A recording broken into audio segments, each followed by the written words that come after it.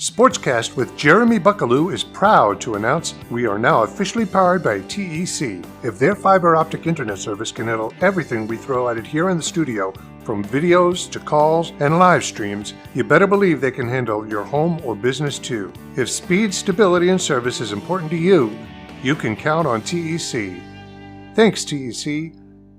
Now let's get to the show.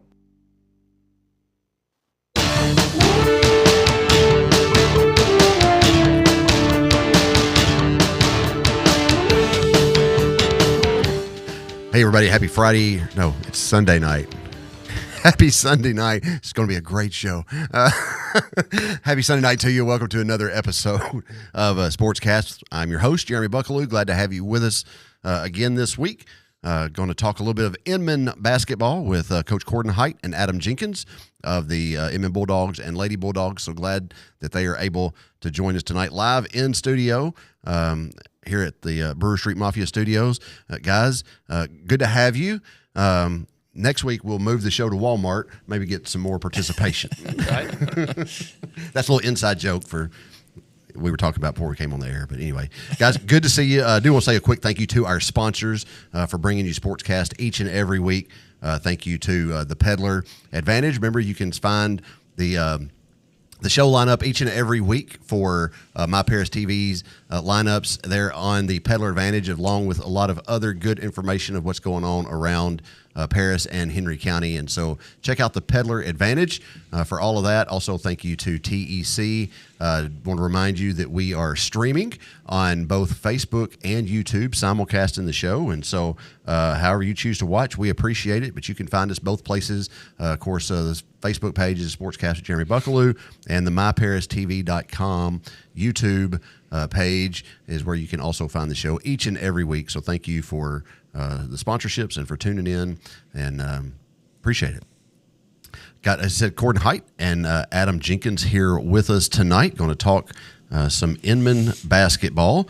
Both squads having a pretty doggone good season so far, and we'll talk about that. But as always, going to start the show with the best thing we've seen this week.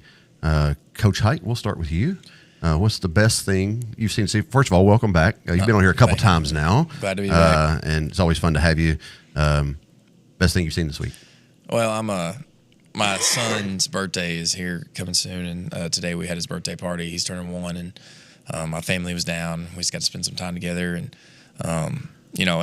in that, I just have to give a shout out to my wife. The last few months, as we get to basketball and things get busy and got a lot going on. She really just, she's the MVP of our family. She's doing so much and, making sure, and she doesn't miss games. She's always there. Right. So just watching her put on the party today at our house and handle everybody and just what she can do, just very impressive. And I just got to give her a shout out. That's the best thing I've seen this week for sure. That's understandable. And, it's crazy to me to think how, hearing you talk about your wife and whatnot, just when I think of Inamn basketball, I don't know, we talked about it the last time you were on the show, I think, with baseball or whatnot, but one of those memories that I have, and I think a lot of other people, was your engagement during the shoot around thing. But it's just funny to think about the fact that that was in basketball season, and now here you've come and around, and y'all got kids now, and you're having birthday parties, and you're still holding down the basketball thing, and she's keeping everything kind of together. If you come to a game, you will see my oldest, Colton, lead the boys out into the floor every night. Nice. That's what he does. So. That's awesome. Glad to have you here, Coach Hight. You're with the Inamn Bulldogs. Coach Adam Jenkins with the Lady Bulldogs.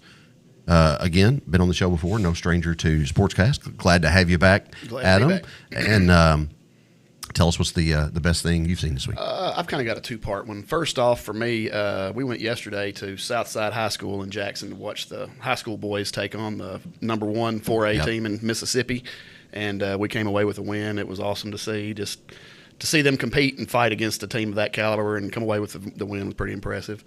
Second part, kind of a little more selfish for me, but I turned in my final capstone project for my master's degree this week, and I am complete with that, and it's like a monkey off my back. Congratulations. So pretty big deal for me. That's a huge deal, man. Way to go. That's awesome.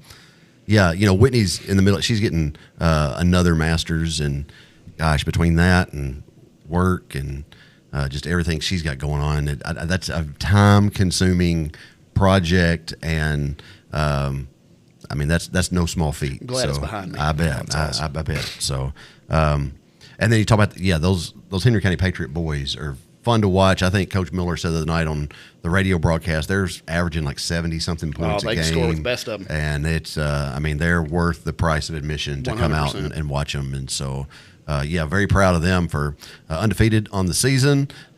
And again, going down to the Allen Iverson Classic this weekend, getting a big win over a quality program out of Mississippi. So congratulations to Coach Miller and his squad. And they'll be in action on Tuesday night back in Jackson at Southside as we go take on Southside at their house, and then they're going to return the favor later in the month, and we'll be in Gamblin Gymnasium. But just very high-quality program that they're running, and a lot of fun to watch. So, absolutely. For me, I got a couple things. Did the PA for the River Conference tournament yesterday. That's fun. It's good to see those kids and just the community engagement with that, and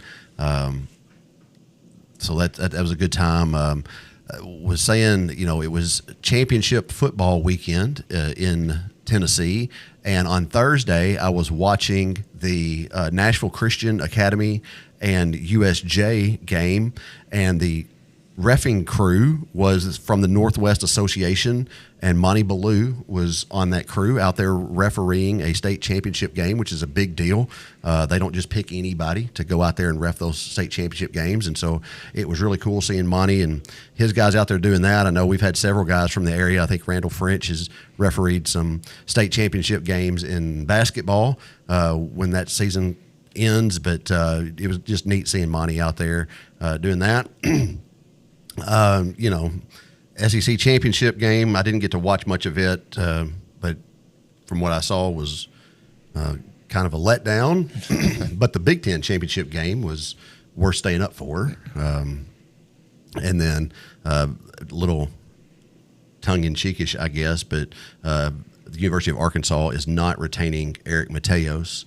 And so that may be the best thing I've seen all week. But that's, again, you can ask me about that in private, and we'll have a conversation. So, guys, y'all are sports guys, and so we were kind of just discussing earlier that, the playoff bracket came out today. Some notable names not on there. One name is on there, maybe a little bit of debate on whether or not they should be, but Notre Dame's left out. Alabama is in. What are your other thoughts on the playoff bracket that was released today at noon or 11 o'clock or so? Well, I'll tell you what we talked about this earlier, but it's not a shot on small schools by any means. Sure. But if you're going to put Tulane and James Madison in the top 12 teams in the country, they might not be are there 12 teams in the SEC now? Something like that. They may not be 14, that's what I'm saying. They may not be a top 12 team in the SEC. Yeah. So I feel like there needs to be something done about that. I understand they want a conference. I understand that's important. But I related to basketball, and obviously there's 12 teams in this, and there's 68 in that. Sure. But if Murray State wins a conference, they're not going to be a top 12 team in the nation. And I think that's a little but and then there's the Alabama thing, which everybody's going to be a little iffy about. Well, the 3 losses is a big deal for them to get in with 3. Well, you're right. And Vandy with 2. Yeah, that's kind of Vandy with 2. I mean, of course, one of the big questions was Notre Dame, Miami. Who do you put in? They put in Miami, and then Notre Dame released a statement today that they're not playing in a bowl game.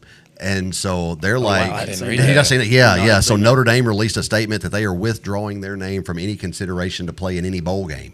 Wow. And so, at what point? I don't know the motivation behind that. Why would you not do that? I don't know, but and they're not the only team to do that. They're the most prolific, I think, to do it so far. But I know like Florida State did the same thing. There were some other schools, but now you've got some like 5 and 7 squads that are going to go to a bowl game. and play postseason football. Some of them aren't because they were saying, I read an article earlier that was said something to the effect that, a lot of these teams 2 weeks ago thought their season was done. So they've done collected pads. People have gone home. They've separated, haven't been practicing. And now to say, hey, y'all want to come play in this bowl? They're like, no, we don't. But it just interesting, at what point do they expand the playoff? Do they expand the playoff? Is there a better? Because at lunch today, Whitney was like, well, I don't understand how Tulane and James, and so I was trying to explain to her the Power 5 conferences and then their champions and all this, just the spider web that they weave to get these teams in. And here's another point. And again, I'm not trying to be biased when I say this, but so Duke won the ACC championship last night. Right. Okay. Yes, they're 8-5. I agree. You're not telling me they're better than a Tulane or James Madison, though? I don't know. And if Virginia, that's why you play the game. And if Virginia wins, they say they're in. Right. Because I don't know. I just find it. I think it's very interesting. I just know I'm thrilled as an Ole Miss fan because we've got Tulane, and I shouldn't Tulane. I mean, it's not going to be a cakewalk, but Tulane is our first game in Oxford. We beat them by 20-something earlier in the season, and that is our first-round playoff game. The winner of that game moves on to play Georgia in the Sugar Bowl, and so I am optimistic that the Rebels can get it done and have a rematch with the Bulldogs down in New Orleans. But I don't know. It's just the whole dynamic. You're right. It's hard. You can't compare it to basketball really because there's so many teams in basketball, and so there's space for all of them. When you're just trying to squeeze in an arbitrary group, because this is as arbitrary as it gets to have a group of men go in and sit down at a table and say, here's why this team deserves it and this team doesn't. Yeah, I'd like to see what the criteria that they use. Right. Exactly what they use to figure these things out. Yeah, and I don't know that they'll ever get there. And expanding the playoffs, everybody wants you to expand the playoffs, and I'm all for expanding the playoffs. But Adam, you said something, and I think you're right. If you expand it to 16, well, then 17, 18, 19, and 20 are like, hey, we deserve to be in the playoffs. I'll play devil's advocate for the small schools too. And obviously Vegas will have Ole Miss favored. Sure. But, if you play for Tulane, that's what you're playing for. That's exactly right. And it'd be hard for me to go tell them right now that they're just in for, whatever reason and that they don't deserve to be there because I bet you they think differently. I'm sure of it. And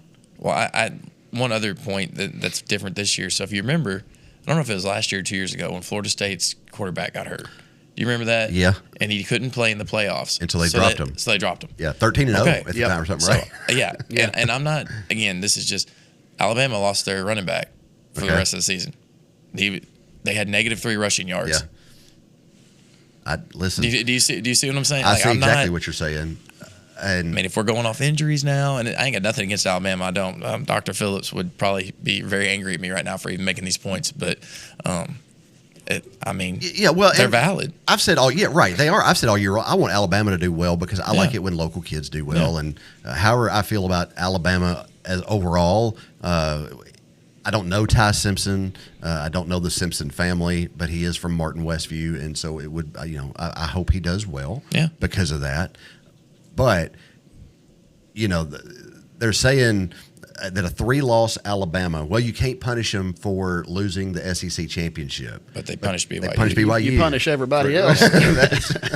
And so, I don't know. It'll be interesting. I don't know what the answer to that, how you fix it. That's one of them things, I don't know that there is a correct answer. I don't think just there's always going to be somebody left out, and they're going to have a good argument from their perspective as to why. So, I mean, there's just – I don't know if there is a good way. But you go back to the 4-team playoff, isn't that what we started with? That's Before that, it was just the two. Well, that's right. I mean, it used to be basically that the media selected the national champion years ago because whoever after all the bowl games, whoever finished in the media's eyes as the national champions. Now, they would always put 1 and 2 against each other in the bowl and let that kind of determine it. But I don't think they always haven't. No, because I remember there was one year that Tennessee was ranked like number 3. It was Peyton Manning's senior year, and remember they went to Nebraska and just got thumped by Nebraska.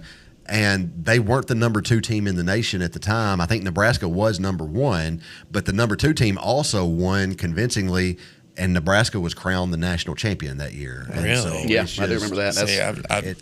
I didn't watch college football back then, obviously. Not my thing. And I'm sure somebody can write in and be like, "That's not right." You don't, but it's something similar. It's something to that. very similar to that. Wow. And you just, I don't know how you fix it. And it's fun to watch. I'll say that. Sure. I watched the high school state championship games as much as possible. None of those were close except for like 2 games. The Page. I was going to say the Page game wasn't it? The Page game was close. They finally got over the hurdle in their 5th straight state championship. Finally won.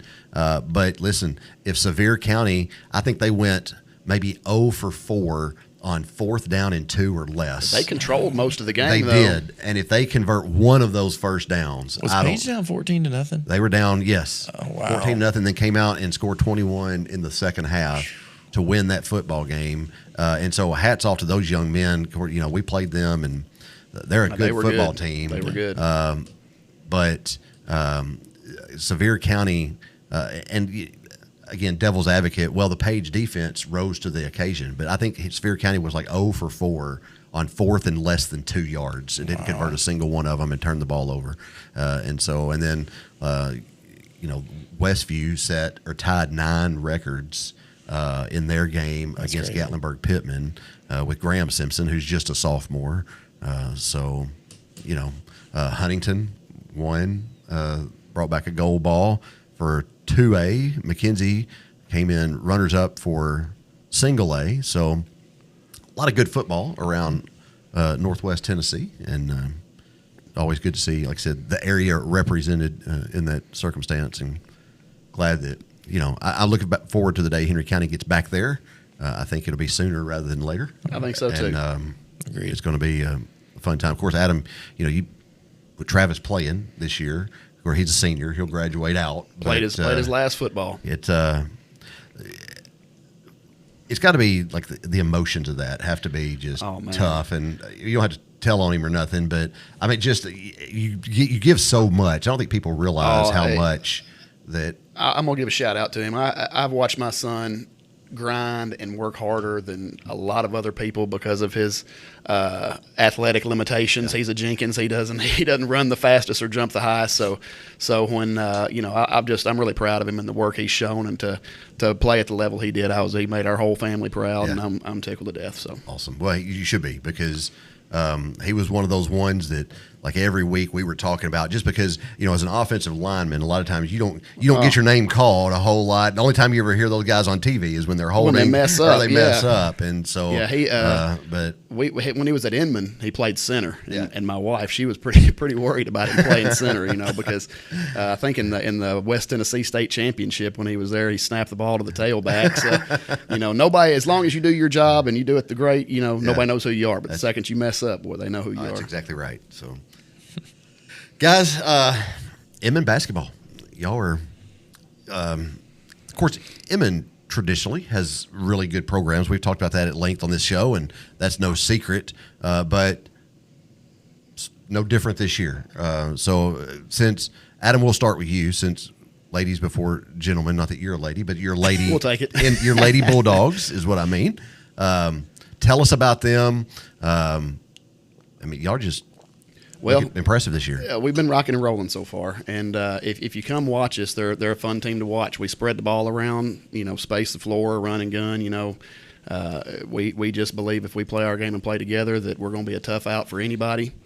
And it's just been nice to see the kind of the fruition of the work that they put into this, to see where they've gotten to now. And just we're kind of an older team this year, and in middle school that's a pretty big blessing right there, because when that 7th to 8th grade jump, those kids take a tremendous leap in just maturity and being able to control the ball and understand and it's just to have that background for them to all come back from last year. For the most part, we lost a couple of starters, but for the most part our team was back, and just to see them playing well together and just having fun, it's just great. Who should we I always hate asking y'all this, because I know it's tough, and I'm not asking you to to name every kid on the team, because I wouldn't be able to do that. I don't think if I was the coach, but like, who are some kids that just stand out as far as, I know you said y'all have a plethora of talent. Yeah. And so, is it your guard play? Is it your post play? Our style of play, we pressure the ball, and we like to run out in transition, and that's basically where we thrive. And our defensive effort is going to be rewarded just by nature of the beast, because that's just how we play, So, we've got to have a lot of players. It depends on which night you come, because we've got players that can get downhill and get to the rim. We've got shooters that can shoot from the outside. We've got posts that can score on the inside. So, we can attack you from a bunch of different angles, and we're blessed to have enough kids that have bought in and kind of understand what their role is on the team. Sure. So when you say who's the ones to watch, man, like it's kind of hard for me to say, because any given night could be any of them. Well, and I think that's a huge thing. Coach Hight, jump in anytime. Because Henry County the night, and I'm not trying to compare Inamn to Henry County at all, and that's what I have to talk about. Sure. You know what I mean? So Henry County the night played a team from McEwen who had this young lady was phenomenal. I think probably is going to be a semifinalist, maybe a finalist for 1A Miss Basketball when the season is over with. Just a junior, but her surrounding cast, she was the sole junior on the team. She had one sophomore, and the rest of her team were freshmen.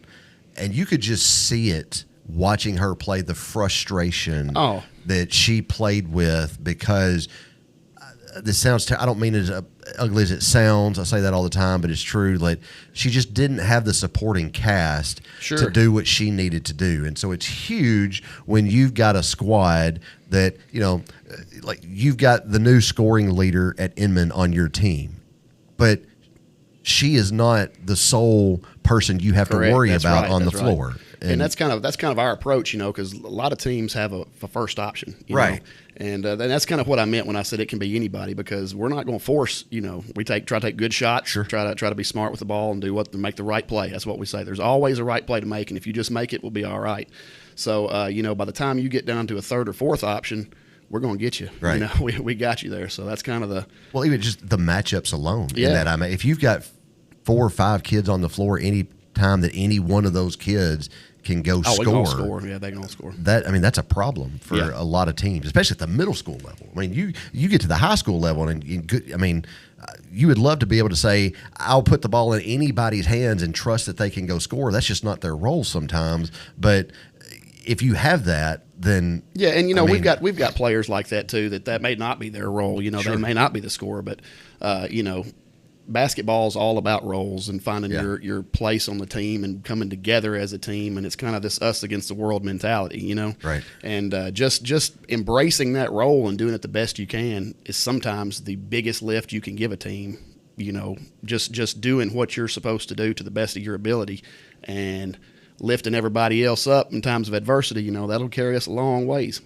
As far as like size, how do y'all match up with? Because y'all are undefeated right now. We're pretty big, right? yeah. Y'all are undefeated. Yeah, we've got Reagan Bastier in the interior. She's like close to 6 foot if she's not. Okay. And then Aubrey Flowers and Michaela Harris, they've got some size to them. And then Mary Helen and London McFerrin. London's a little girl of the bunch. And then we've got you wouldn't know it. No, you wouldn't. You would not know it. Yeah, she gets downhill and goes to the rim. Yeah. She'll shoot from the outside, and she's as good a defender as there is. So.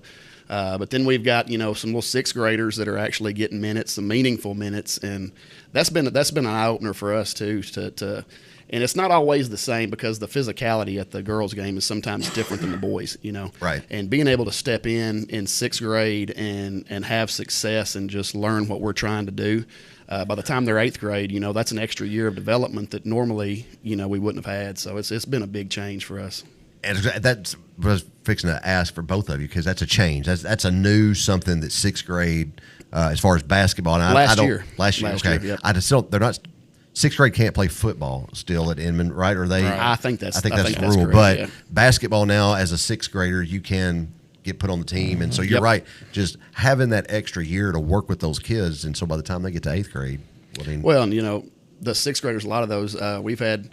I know Ashley Martin, assistant coach for the high school team. She coached a little travel team that some of those 6th graders were on, and then Lisa Smith coached a little Havoc team that some of the 7th graders and 8th graders were on, and then we've had the Paris Heat that they've had a travel team. So just all that extra basketball time together, man, in the summertime, it makes such a big difference, just such a big difference. Right. So, talk about your schedule a little bit. Like I said, I know y'all are undefeated, but who are your big wins against? We beat Graves County and Martin, and those are probably on the season, and Lakewood. Those are probably our biggest 3 wins. Crockett was a big one. Crockett was a big one. Yeah, actually, that was. I forgot about them. Crockett's historically a very good program. They're pretty good. I stuck my foot in my mouth. Of course, last week I had Elena Wood, who coaches Lakewood, and Jordan Wilbanks, who is the coach of Henry, on for the River Conference with their tournament this week. And by the way, championship games tomorrow night for the River Conference tournament. So I encourage you to get out and watch those if you're able to.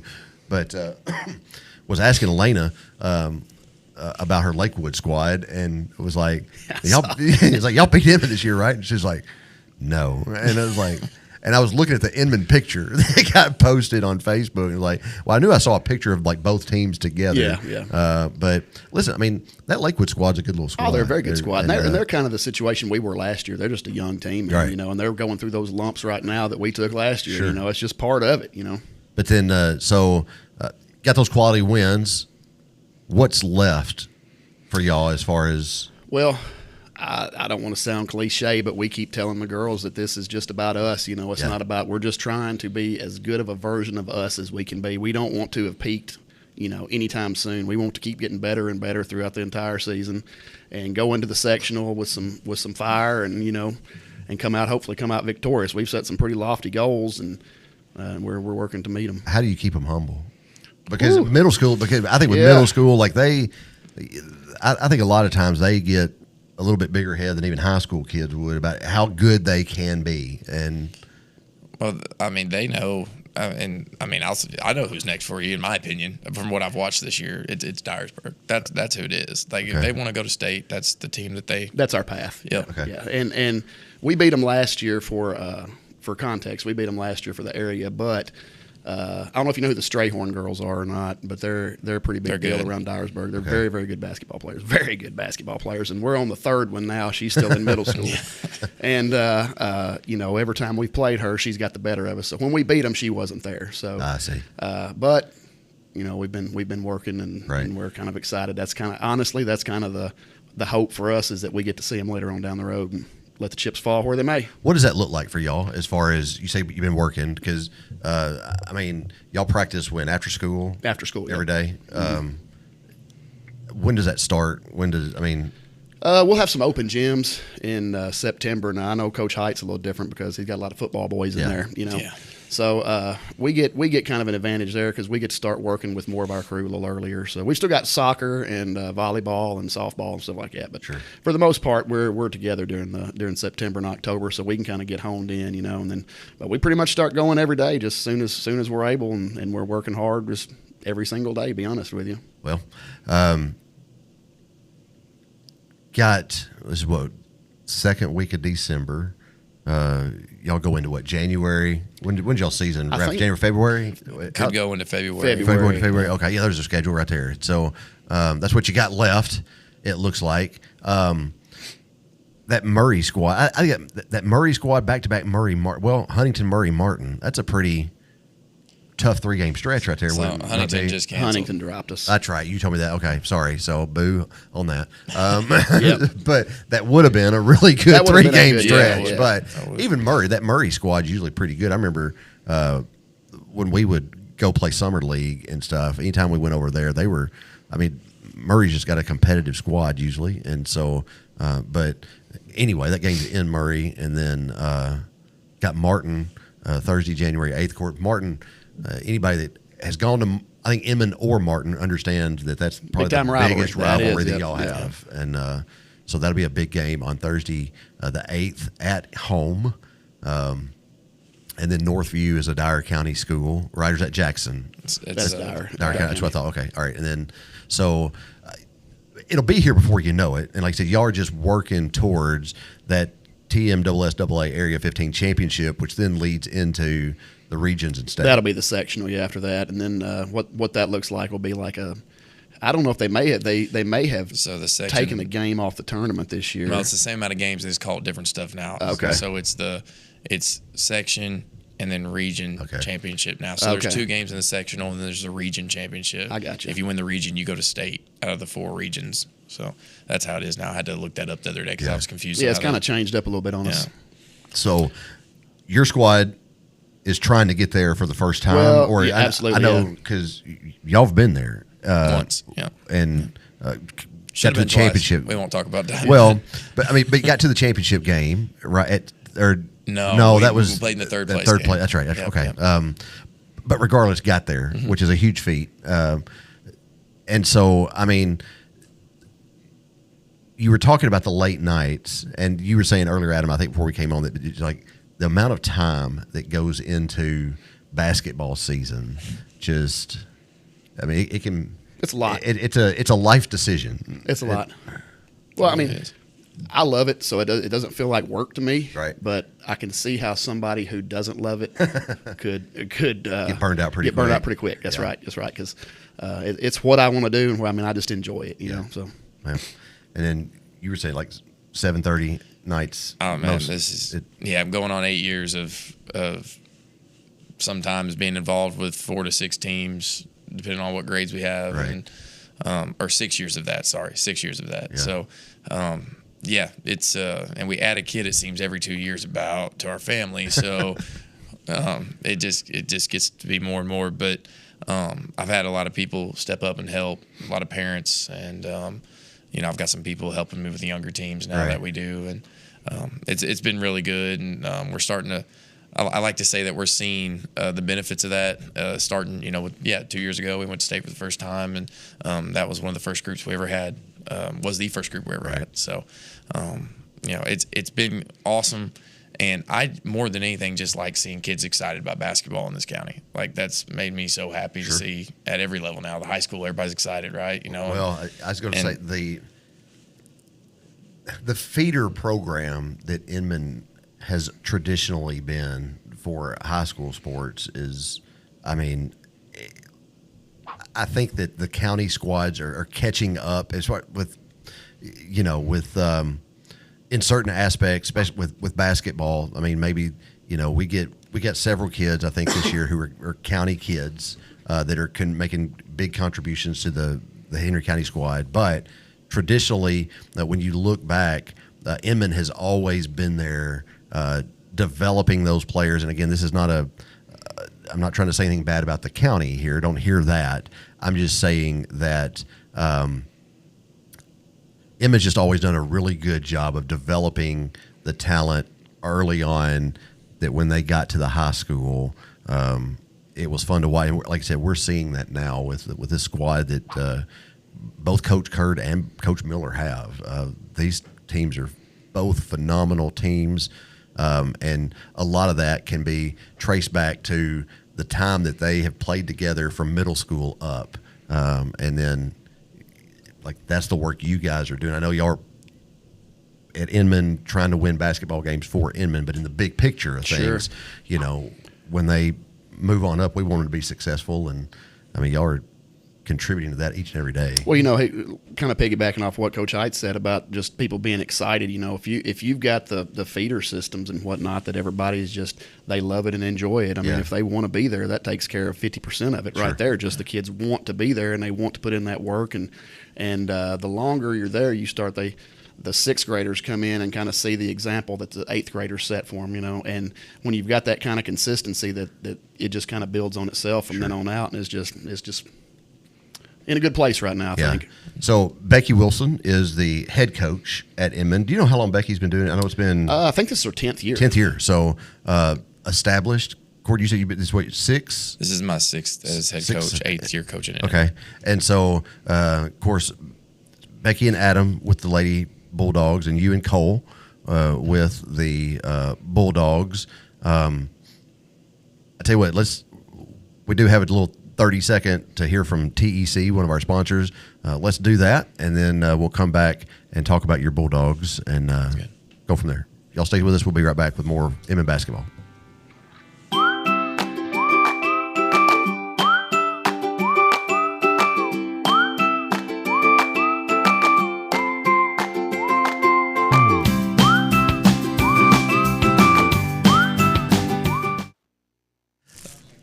Be sure to join us next week when Caden Marshall will be back here live in studio with us. Caden had a great year at Bowling Green this last season and is going to be back in studio. We'll talk about his football future, what that looks like, as he is, again, kind of just a banner season there with the Bowling Green Falcons, I think is what they are. But glad to have Caden back on the show next week for just another conversation. So that's next Sunday night at 7:30 here from the Brewer Street Mafia Studios. Live, don't want to miss that as Caden Marshall comes back in and sits down and talk for part 2. Mike this week has a really good show. I hate that I'm going to have to go back and watch this one on Wednesday. There's a basketball game Tuesday night in Jackson that I've got to do the radio call for. That's always fun. But this is going to be a really good show. Mental health and homelessness. What are the hidden connections there? And is there something we're missing? Is the system that is set up for them helping or hurting? And he's going to have special guest Josh Fry and Chad Cox, who Chad, starting here soon, will be the new General Sessions judge, as he has been appointed by the commission to take over for Judge Vicki Snyder, who is retiring, I think, at the end of January. And so Chad will be the new judge, effective the beginning of February, I believe. But they're going to be on the Mike Weatherford Show this Tuesday night to talk about the homelessness issue that we are seeing and how that ties into mental health. And, of course, Sheriff Fry be able to shed a lot of light on what goes on with that population. But that's Tuesday night, December 9th at 7 o'clock. You don't want to miss that show. If you don't follow Mike, go over to his page on Facebook, give him a follow, and be sure you tune in to his show on Tuesday nights at 7 o'clock live here from the studios. We've got Coach Cordon Hight and Adam Jenkins with us here tonight talking about some Inamn basketball. We heard about the Lady Bulldogs, undefeated on the season, looking to keep that momentum just rolling right along to get to sections and then state play. Bound. That's the goal. That's the goal. Coach Hight, tell us about your Bulldogs. Quickly, before I do that, I do want to, you said about Caden being here next week. Yes. We had a great conversation. I talked to him this week. Good. And I just want to say, because he's probably going to talk about, and I should say it actually. He's going to be here, and we're going to have a conversation about. Well, he announced he's entering the transfer portal. It's out there. He put on Facebook that he is in the transfer portal. We had a great conversation, though, the day before he announced that, and I just wanted to give him a shout-out. He's handling it so well, like that whole thing, and he's trying to do things the right way and trying to, a lot of people, I feel like in college football or basketball, whatever, when they hit that transfer portal, they're just trying to, get out or whatever. They're doing it for the wrong reasons. I really feel like he's trying to do it, for the right reasons. That's the second time that's happened. So it'll be all right. We got to figure a better way to put that thing up, I think. But go ahead. I just wanted to say, I just think he's for me coaching him when he was in 7th and 8th grade, and then to see him now and having those conversations, it's just so impressive. Man, he's such a great dude. He is just the maturity level, so high. Is there. And I'm looking forward. I tell everybody once I've had them on, it's like an open door invitation. You're always welcome. Mike Weatherford and I were talking about it this week. As a matter of fact, we were discussing our shows. I would love nothing more than for people just to walk in off the street at some point and just sit down and join in the conversation of what. And so if y'all are ever out and about on a Sunday night, it's like, I'm going to run up there and see, because Adam, you just live right down the road from here, so I'm going to go up there and I'm going to challenge what they say or tell him he's an idiot. He doesn't know what he's talking about, but just please come in. And so Caden, he reached out to me. He's like, hey, I'm going to be home. Here's the dates that I'm going to be home. Do you think we could sit down? I was like, absolutely, we can sit down and talk. I would love nothing more. And so I'm really looking forward to it. And that was before he announced that he was going to go back into the transfer portal. And so, it's one of those situations where we'll talk about as much of that as he wants to talk about. And I'm not some breaking news journalist or anything here. I'm not going to try to get a scoop or whatever. However much about it he wants to talk, we'll talk about it and find out what's going on as far as with him. But again, had a great season at Bowling Green this past year. And so I'm looking forward to hearing about that and how much he's seen the growth and whatnot and just what's in the future for him. So, but no, I had to say that. I mean, it's just so proud of him and just what he's done. But anyway, so yes, basketball season. We've had a good season so far. I'm very proud of the boys. I'm very proud of what they've, the work they've put into it. But truthfully, I don't even think that we may be playing at about 60% of our total potential still. And that might be hard to say, but when you think about it, I've had these boys for 4 weeks. Sure. Because they went deep in the playoffs for football, played for a state championship. Yes. And so, you don't. We've had spurts where we look really good, and we've had spurts where we haven't. And, that's to be said. That's going to happen. I'm actually looking forward to this next month of being able to practice a bunch. And I think we only have one game. We have 2 games because I should have said this. We rescheduled a Humboldt game to the 16th. Okay. So we are going to play that game. It wasn't on there, but is that here in Humboldt? It is. It will be at Humboldt. Okay. It will be at Humboldt. But so we have 2 games before Christmas break, and then we'll have some time off, obviously. But I'm actually really excited to get in the gym with them. I was going to ask, how much of that time will y'all get in the gym? Like, will you have extra days? Will you have shoot-arounds and just days of practice, or how will y'all handle that? And then we will get in there a bunch, especially over Christmas break, because we play Martin the first week back. Okay. So, and that's going to be a big one for us. We actually, I call it throwing up a goose egg in the first half against them. When we played them, we played probably our worst half of the year. Came out in the second half and played much better, but it was coming off Thanksgiving break, and we just did not have a good first half. So getting them prepared for the second game against them so that we can try to tie that series up 1-1 going in and have a deciding third game to see who wins our district, that's going to be important for us. But every other game this year, I really feel like we've played well for the most part. I hate that one wasn't, but we've had a good year so far. Well, it happens. When that happens, is that pretty like a playoff game? Like they'll schedule one game to determine? Yeah. Is that how that'll work? Yeah. And okay. So, but talk about some of your players. I know, like you said, getting some of your football players got back. Yeah. And so, who are names to watch for the Bulldogs when we go watch them? So this group is interesting. Really, because I don't think we've had the same leading scorer 2 games in a row all year. It's a good problem to have. It is a good problem to have, unless you're talking about inconsistency in some cases. But that's true. But no, our starting 5 is really solid. We bring a couple off the bench that really come in and can help us out a lot. And I'm going to really make a concerted effort as we move down the stretch here to try to rotate some younger guys in as well. Sure. One thing in middle school, as a middle school coach, I've found is that the game is so short. Those 6-minute quarters go by pretty quick. Yes, they do. And you don't even and there's times like I look up and I should have subbed somebody in, and I'm like, crap, I missed that. I don't know how 3 minutes went by and I missed it. Yeah. That I always tell everybody, if you've never coached, for me, the hardest thing to do is subbing. Yeah. It is. It's the hardest thing to do is to make sure that you sub people at the right times, making sure you're managing the clock and understanding who needs to be in and out. But overall, I can list our starting 5. Brody Dooms is our point guard. He's had a good year so far. He's limited his turnovers really well this year. His shooting, we're waiting on it. It's coming back around. Sure.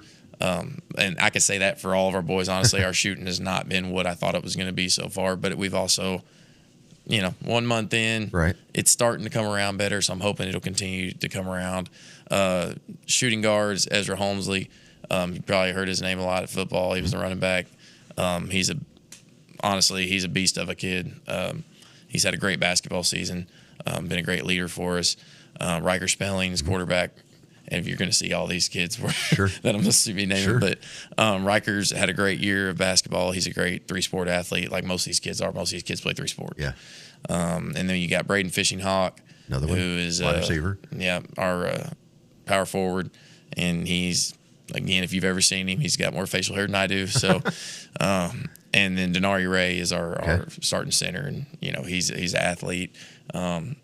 got a lot going for him. He's one kid that you look at, he might be 6'6". I'm not going to say the second one, but 6'8" in there somewhere. Gotcha.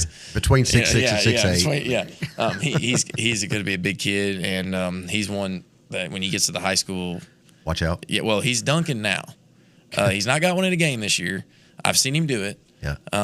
I would love to see him get one in the game. Yeah. But he can do that now, and if he keeps progressing, he's going to be another Ja'Kai type player up there at the high school, flying. But and again, we got a couple kids that have really helped us off the bench. Paxton McMasters has come in, played some big minutes, hit a couple big threes this year.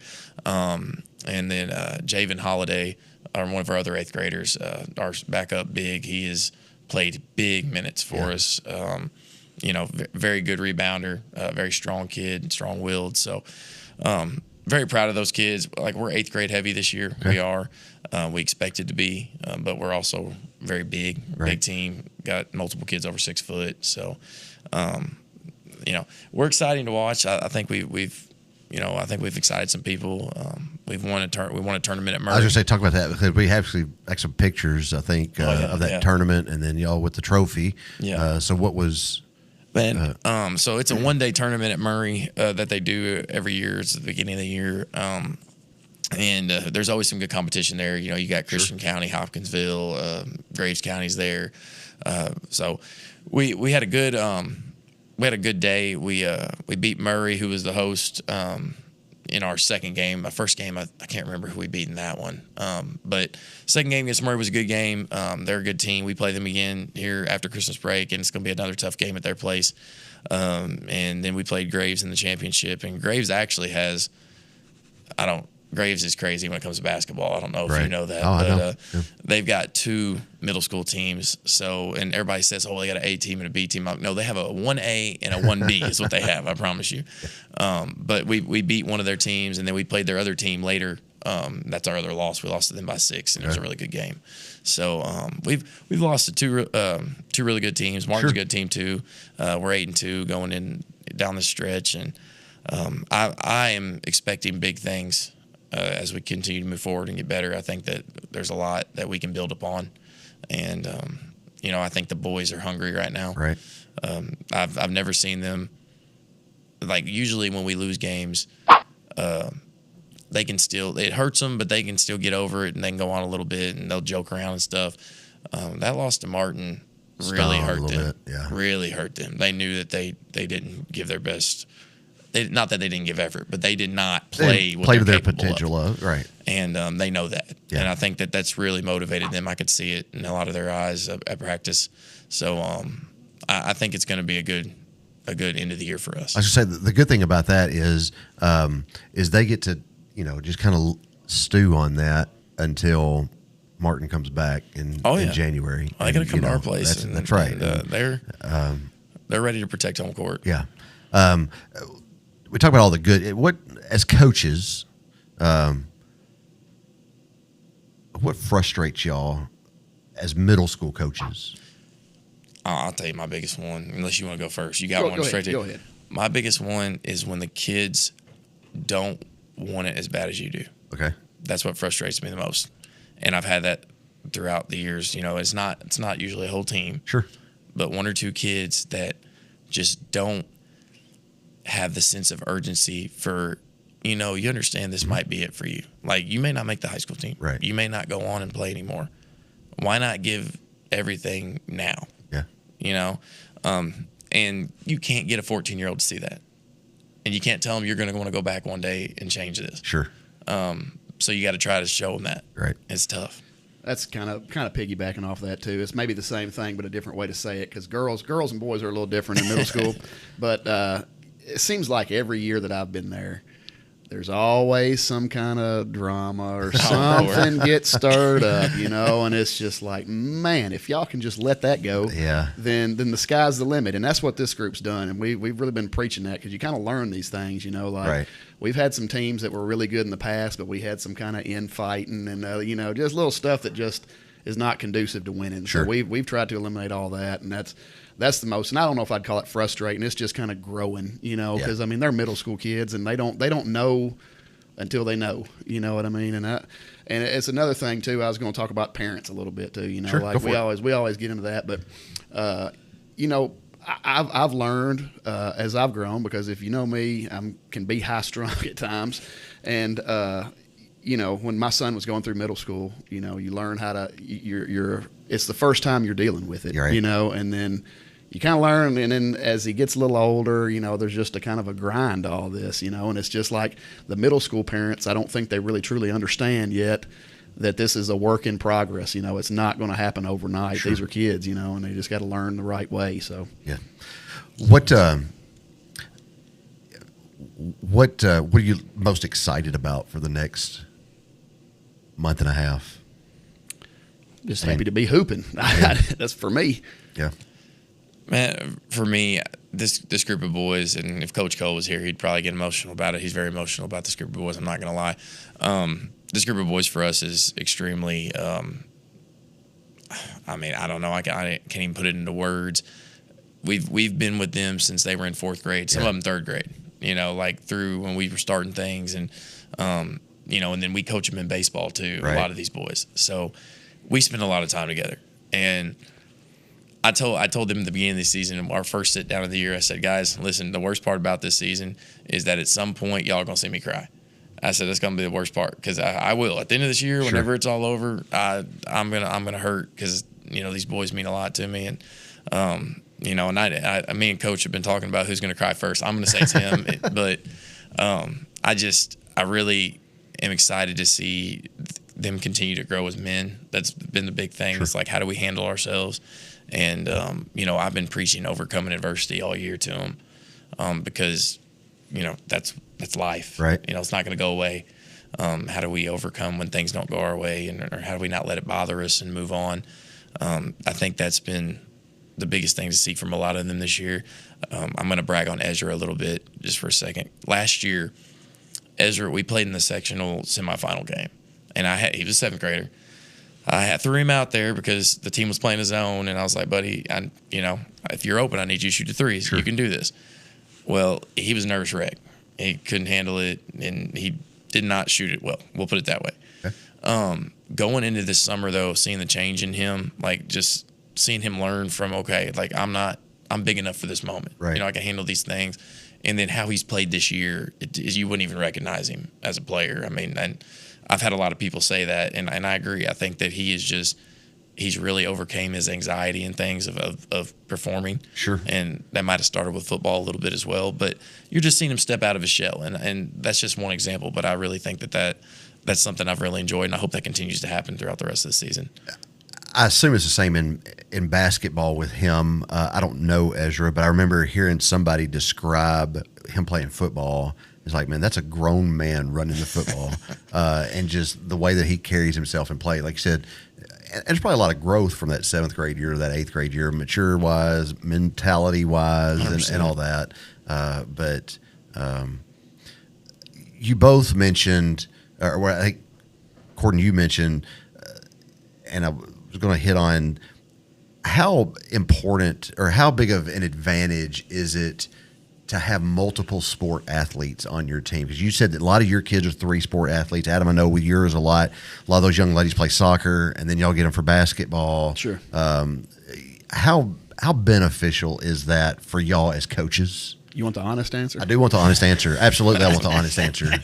Because the honest answer is, if this is just my personal belief, and obviously they're feeling out what they want to do, yeah. and they don't really know at this age what's their favorite sport. It's just whatever's in season, right? Right. But if you want to be the best, whichever one you devote the most time to you're going to be better at. Okay. So for us, I would just assume all of our girls just play basketball, right. but that's not reality, Sure. And I don't mean that in a deceitful way. I understand exactly what you're saying. But for us, obviously, that's yeah. Well, I'll tell you this, for me, and this is not like I said, I think it's awesome that they do all three. And in high school, I think a lot of them are going to cut it to 2. Right. Unfortunately, I think most of them, basketball will not be one of the ones that they cut to their 2. Okay. That's the kid. Now, that goes to show you these kids are still good at basketball, but honestly, I don't know if basketball is any of them number 1 sport. Football and baseball. Football. Well, maybe Denari. He don't know yet. He's good at football too. Yeah. And they'll figure that out. But no, a lot of them are baseball kids. Like they're all very talented at baseball, and I mean they're talented. Period. But basketball is a third sport for them. That's why, when I tell you it takes them a while to get in the flow, it does. Like it's they're just now, in my opinion, getting into basketball flow. And starting to just play a little more loose and not so robotic. And that's going to be a lot of practice. We're going to have to scrimmage a lot more just so they can get back in, into a basketball flow. Sure. And I don't know how else to put it. I really think that that's the big thing. But, they're so busy all year long, man. They play baseball for like 8 months. Right.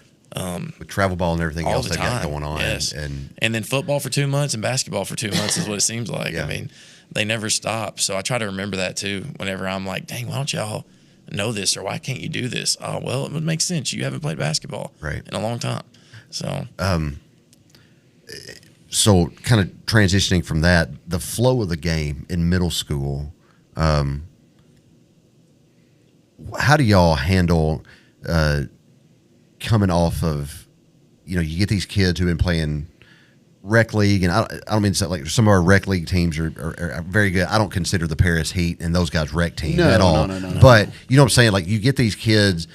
How difficult is it for y'all, again, as coaches, to get them into the flow of what y'all want to do, and not, because some of them, I'm sure, are coming off teams where maybe they were the best on their team, and they've got to learn how to play with other kids. And how do you handle that? And for the girls anyway, and really for the boys too, you can tell like the athleticism's there, but maybe the fundamentals are just not quite there yet, and maybe the level of competition, because at each level of competition, from my perspective anyway, you can get away with a little less and a little less and a little less as you grow, so keeping turnovers under wraps, stuff like that just comes with playing tougher competition and getting in the varsity rotation, but like you can definitely tell a difference from the kids that have been playing travel ball. That's kind of what I was alluding to earlier, because I don't want to say it like this, but you're almost, if you don't, you're kind of behind a little bit. Oh, sure. It's just the nature of it. It is what it is. But and times are different from when me and you used to play, like, because Cord, I don't know how old you are. You're at what, mid-30s? 30? Young man. Young buck. And so, you're talking to a couple of vets over here who seasoned. When we, like, there just wasn't all of that stuff. No. If there was, I was not aware of it. Yeah, there was. You had rec league, you had school ball. That's exactly right. And school ball, you played. I talked about this the other night with somebody. You played 10 games. It wasn't. School ball wasn't even as big a deal. No, we played 20 game schedules. Yeah, we played 10 basketball games as a county program. Had the county-wide tournament, and that was it. Yeah. Basketball season was over after those 10 games in the tournament. Mm-hmm. And so now you've got all these kids who are playing year-round, really.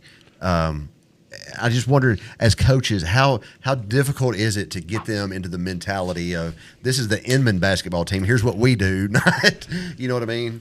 Really, we don't struggle with that too much. Okay, that kind of takes care of itself, honestly. Like the 8th graders kind of set the tone, and they just kind of, this is how we do things around here. And the 6th graders, they learn, and then they become the 8th graders, and it just builds on itself. Okay.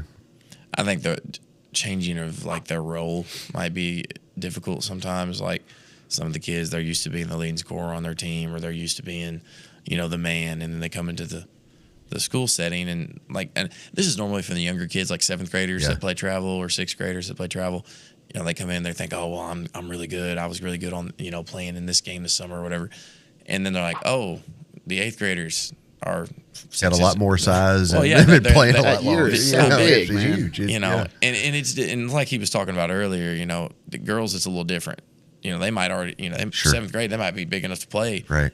Most of these boys, until they're 8th graders, they're still not growing, and they're just not ready. So there's some 7th graders that are. I've had a few in the past. Like Jamari Foster was ready in 7th grade to play. Caden Marshall was ready, but it's a short list. Right. And and they're really not mentally yet ready to play. Sure.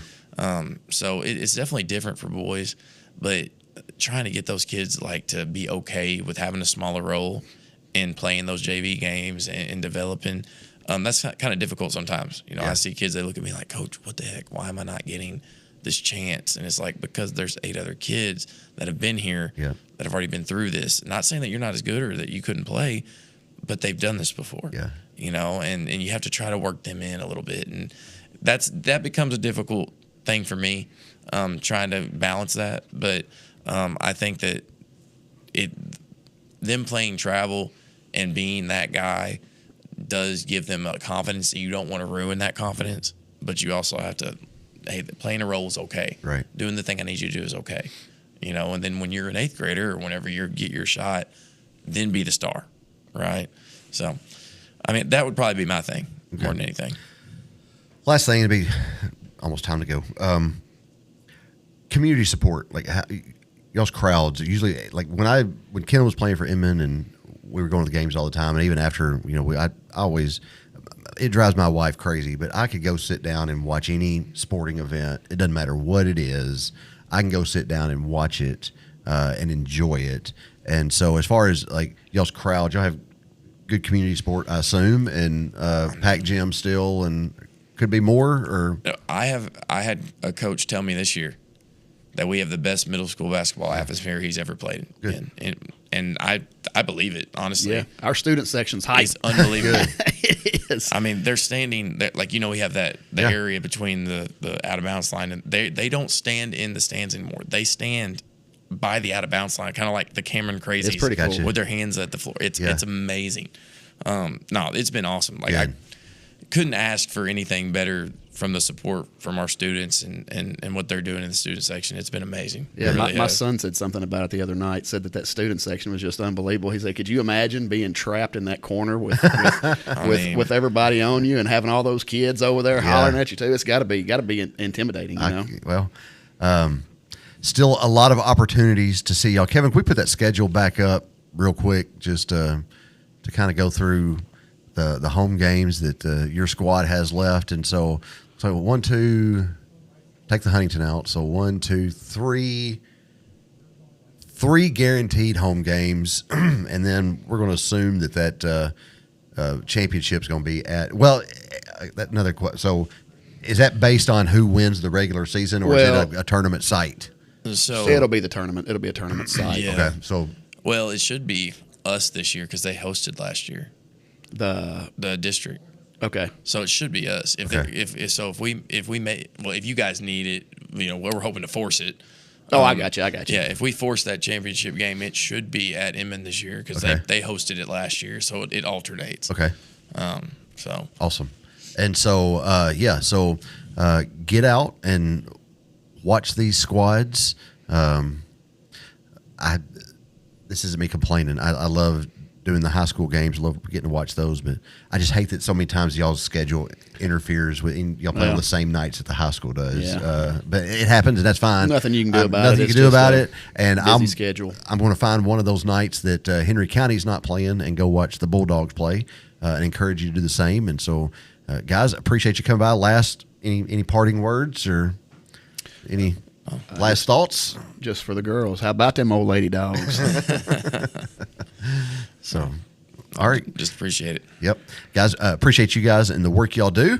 Good luck to you, as I said, rest of this season. And, again, just get out and support these kids and coaches because they would play for an empty gym, I know, but it's a whole lot more fun when you got people there rooting for you and cheering you on. And so we need to support these kids the same way or better than what we do at Henry County. And so, you let Jakai dunk a couple more of them, those stands will start filling up out there. He's well on his way. Yeah, that's right. And so, so good luck to your squads. Appreciate y'all coming in. Don't forget, next week we've got Caden Marshall stopping by to talk about his future plans and his season he's had this past year at Bowling Green and what's in his future. So that's next Sunday night here live from the Brewer Street Mafia Studios. We want to say thank you to the Peddler and the TEC. Thank you to Shelter Insurance and Eaton Construction and Tennessee Real Estate for bringing you SportsCast each and every week. Kevin Keel and Scott Norwood in the back, keeping us on the air. Appreciate that very, very much. Thanks to Mike Weatherford for letting us use the studio. And guys, as always, take care of yourself and each other. We will see you next week. Y'all have a good week.